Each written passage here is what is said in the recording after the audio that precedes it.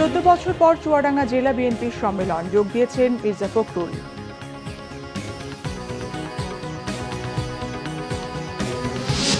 পানি কমছে তিস্তায়, মাইলের পর মাইল জেগেছে চর, ফসল ফলার স্বপ্ন হাতছানি, দুশ্চিন্তা সেচের পানি নিয়ে।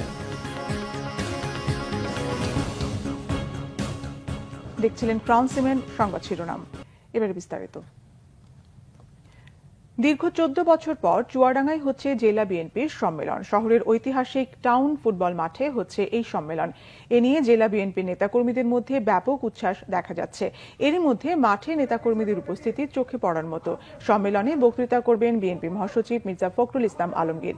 জেলা বিএনপির আহ্বায়ক মাহমুদ হাসান খান বাবুর সভাপতিত্বে ও জেলা বিএনপি সদস্য সচিব মোহাম্মদ শরীফুজ্জামান শরীফের সঞ্চালনায় সম্মেলনে বিএনপির কেন্দ্রীয় নেতারা উপস্থিত থাকবেন। এর আগে সর্বশেষ 2010 সালে বঙ্গজ ফ্যাক্টরির মধ্যে চুয়াডাঙ্গা জেলা বিএনপির সম্মেলন অনুষ্ঠিত হয়। এরপর 2021 সালে চুয়াডাঙ্গা জেলা আহ্বায়ক কমিটি ঘোষণা করা হয়। তবে কেন্দ্রীয় কর্মসূচি বাস্তবায়ন, আন্দোলন সংগ্রাম, মামলা হামলা, গ্রেপ্তারের কারণে নির্ধারিত সময়ে সম্মেলন করতে পারেনি জেলা বিএনপি। পানি কমছে তিস্তায়, মাইলের পর মাইল জেগেছে চর, স্বপ্ন উকি দিচ্ছে কৃষকের। তবে ফসল ফলাতে পানি পাওয়া নিয়ে চিন্তিত নদী পাড়ের মানুষ। কষ্টে বোনা ফসল শেষ পর্যন্ত ঘরে তোলা নিয়ে শঙ্কায় তারা। কৃষি বিশেষজ্ঞরা বলছেন, শুকনো মৌসুমে পানির ন্যায্য হিস্যা নিশ্চিত করা গেলে চর কৃষি হবে দেশের মডেল। উত্তরের নদী নিয়ে জুয়েল আহমেদের 3 পর্বের রিপোর্টে আজ থাকছে শেষ পর্ব। আশা জাগানিয়া তিস্তার এখন অন্য রূপ। রাক্ষসী নদী এখন চাষযোগ্য জমি। পুরো নদী জুড়ে যেন ধুম পড়েছে চাষাবাদের। শীত শুরুর আগের এই সময়টাতে তিস্তায় জাগে অসংখ্য চর, চাষ হয় নানা ধরনের মৌসুমী ফসল। নদীপাড়ে মানুষের ভরসা রবি ফসল, কিন্তু ফসল চাষে পদে পদে হোঁচট খেতে হয় তাদের। আকাশ ছোঁয়া কৃষি উপকরণের দামে নাকাল কৃষক। বাস শেষ হইলে সবগুলো বিলীন হয়ে যায় নদীতে, তখন তো আমরা আবাদ সুবাদ করতে পারিনি। কিন্তু এই যে এখন একটু জাগছে, যখন রসুন পেঁয়াজ লাগাচ্ছে, আলু লাগাচ্ছে, একবারে আবাদ করার পর শেষ।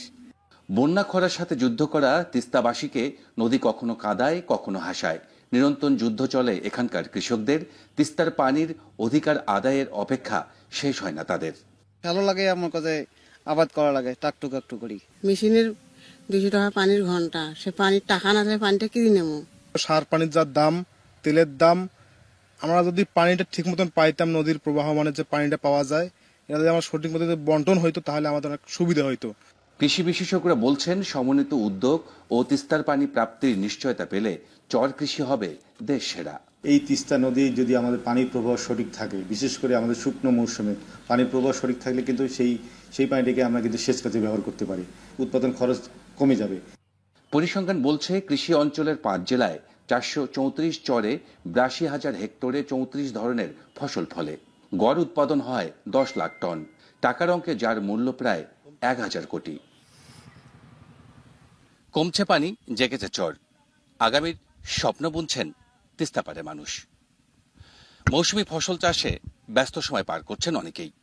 তবে শঙ্কা রয়েছে শেষ পর্যন্ত হাসি মুখে ফসল ঘরে তোলা নিয়ে।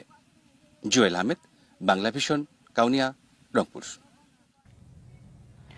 পরিবেশ অধিদপ্তর এবং বরিশাল সিটি কর্পোরেশনের তেমন আপত্তি না থাকলে ঐতিহ্যবাহী তমাল গাছ ও মাঠ রক্ষায় বাসদের আন্দোলনে বারবার পিছিয়ে যাচ্ছে সরকারি বরিশাল কলেজের নতুন ভবন নির্মাণ। একাধিকবার বরাদ্দ পেলেও তা ফেরত যাচ্ছে, এতে ক্ষুব্ধ শিক্ষার্থীরা। বরিশাল থেকে শাহিন হাসানের রিপোর্ট। বিজ্ঞান শিক্ষা সম্প্রসারণ প্রকল্পে 200 স্কুলে আধুনিক ভবন নির্মাণের উদ্যোগ নিয়েছে সরকার। অনেক কলেজে ভবন নির্মাণ কাজ প্রায় শেষ হলেও সরকারি বরিশাল কলেজ এ থেকে বঞ্চিত। প্রায় 10 কোটি টাকা ব্যয়ে ভবনটি নির্মাণ করতে গেলে মাঠ এবং ঐতিহ্যবাহী তমাল গাছ ধ্বংস হওয়ার দাবি তুলে আন্দোলনে নামে বাংলাদেশ সমাজতান্ত্রিক দল বাসদ।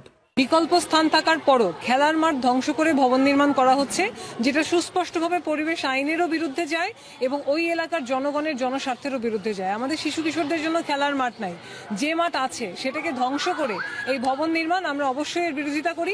শিক্ষার্থীরা বলছে, কলেজের মাঠটি অনেক বড়, গাড়ির গ্যারেজ এবং ছাত্র সংসদের এই অংশে ভবন করলে মাঠ ছোট হয়ে যাবে না। এটা বন্ধ করার জন্য বিভিন্ন কুচক্র আমাদের বিভিন্নভাবে মানববন্ধন বলেন বা সরকারি উপর দিয়ে বিভিন্ন চাপের চেষ্টা করছে। এটা আমাদের স্বার্থে লাগার কথা, যদি আমাদের স্বার্থে আঘাত আসার কথা, যেহেতু আমাদের এটা খেলার মাঠের কথা বলা হচ্ছে, খেলার মাঠ আছে, আমাদের পড়াশোনা ভবন নাই, তবে কি আমি কলেজে আসবো শুধু খেলাধুলা করতে? আগে স্বৈরাচার সরকার ছিল, তখন তারা এই কাজ বন্ধ করছে, এখন স্বৈরাচার গেছে, এখন কাজটা শুরু হতে যাচ্ছে, তারা আবার সেই পায়তারা চালাচ্ছে। কলেজটির অধ্যক্ষ বলছেন, আন্দোলনের ফলে এর আগে আরও 2টি ভবন করতে পারেনি শিক্ষা প্রকৌশল অধিদপ্তর, অথচ কক্ষের অভাবে পাঠদান ব্যাহত হচ্ছে। প্রায় 8000 স্টুডেন্ট, এদের শ্রেণীকক্ষের অভাব রয়েছে এবং শিক্ষকদের যে বিভিন্ন ডিপার্টমেন্ট আছে সেই ডিপার্টমেন্টের ছাত্রছাত্রীদের বসার জায়গা নেই, শিক্ষকদের বসারও সেরকম পর্যাপ্ত জায়গা নেই। আমরা আরও 4টি অনার্স ডিপার্টমেন্ট এবং মাস্টার্স ডিপার্টমেন্ট খুলতে চাচ্ছি, কিন্তু এই রুম স্বল্পতার কারণে আমরা খুলতে পারছি না। শিক্ষা প্রকৌশল অধিদপ্তর বলছে, তমাল গাছটি রক্ষা করেই ভবন নির্মাণ সম্ভব। যেখানে করছি সেখানে এক্সিস্টিং একটি সাইকেল স্ট্যান্ড ছিল, সেটিকে আমরা নিলাম করে জেলা প্রশাসকের মাধ্যমে সেখানে আমরা ভবনটি নির্মাণ করছি এবং সেখানে আমাদের খেলার মাঠ নষ্ট হবে না এবং যে ঐতিহ্যবাহী তমাল গাছ সেটিও কোনো ক্ষতিগ্রস্ত হবে না। তারা যে বিকল্প স্থানের কথাটি বলছে, সেখানে একটি জলাধার রয়েছে যেটি ভরাট করে কোনোভাবেই ভবন করা সম্ভব নয়। এ বিষয়ে ইতিবাচক পরিবেশ অধিদপ্তর এবং বরিশাল সিটি কর্পোরেশনও। ওখানে যদি গাছপালা অন্য কিছু কাটা না হয় বা আশেপাশে পরিবেশে যদি ক্ষতি না হয়, তাহলে কাজটা এটা হয়ে যাক, এটা বলা যায়। আর যদি এটা ফেরত যায় তাহলে হয়তো আবার নতুন করে এটা বরাদ্দ নিয়ে আসে, এটা একটা জটিল বিষয়। মাঠ দখলের ক্ষেত্রে মাঠ ভরাট করে যদি বা মাঠ দখল করে কোনো কেউ স্থাপনা নির্মাণ করে, সিটি কর্পোরেশন থেকে এটি তদারকি করা যেতে পারে এবং ব্যবস্থা গ্রহণ করা যেতে পারে। বিষয়টা নিয়ে জেলা প্রশাসক মহোদয় আমার কাছে জানতে চেয়েছিলেন, ওনাকে আমরা বিষয়টি জানিয়েছি। নতুন ভবন হলে শ্রেণীকক্ষ সংকট দূর হওয়ার পাশাপাশি নতুন কয়েকটি সাবজেক্টও খুলতে পারবে কর্তৃপক্ষ, বলছে শিক্ষার্থীরা।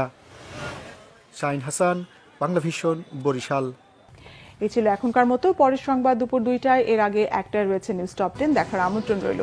এছাড়া বাংলা ভিশন সংবাদ ও সংবাদ সংশ্লিষ্ট অনুষ্ঠান দেখতে ভিজিট করুন www.bvnews24.com ও facebook.com/banglavisionnews এবং সাবস্ক্রাইব করুন youtube.com/banglavisionnews। ধন্যবাদ।